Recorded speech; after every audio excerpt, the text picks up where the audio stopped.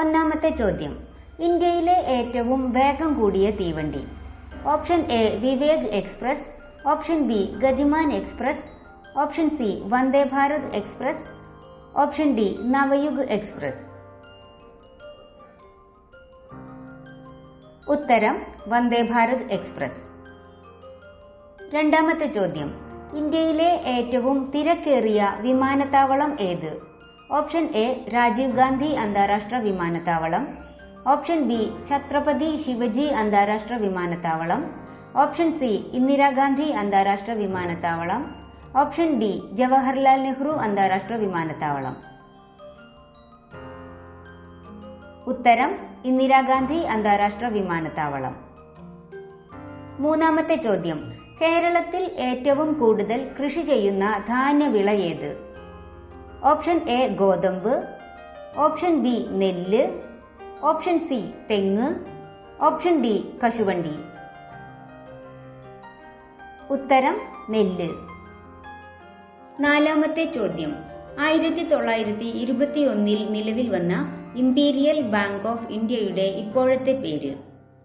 Option A State Bank of India, option B Punjab National Bank, option C Union Bank of India, option D Reserve Bank of India.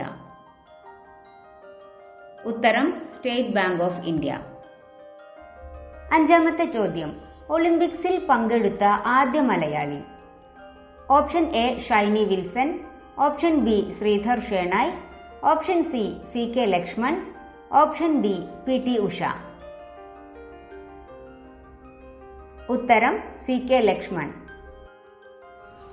ആറാമത്തെ ചോദ്യം, മലയാളത്തിലെ ആദ്യത്തെ colour ചിത്രം ഏത്?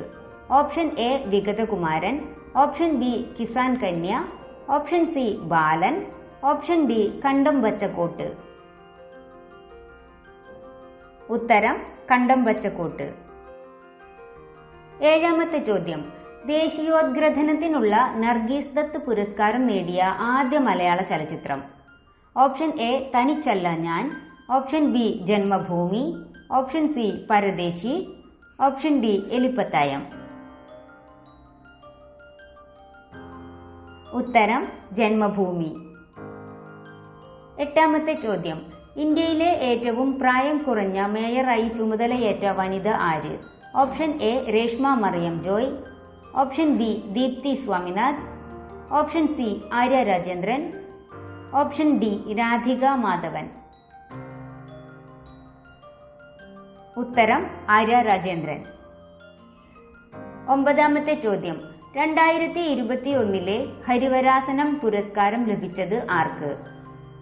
Option A MR Veeramani Raju, option B Ilaiyaraaja, option C KS Chithra, option D KJ Yesudas.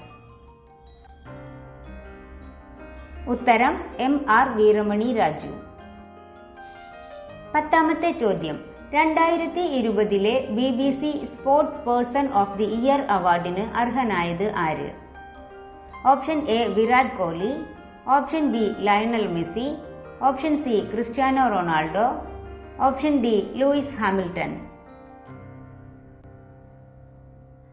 ഉത്തരം Luis Hamilton.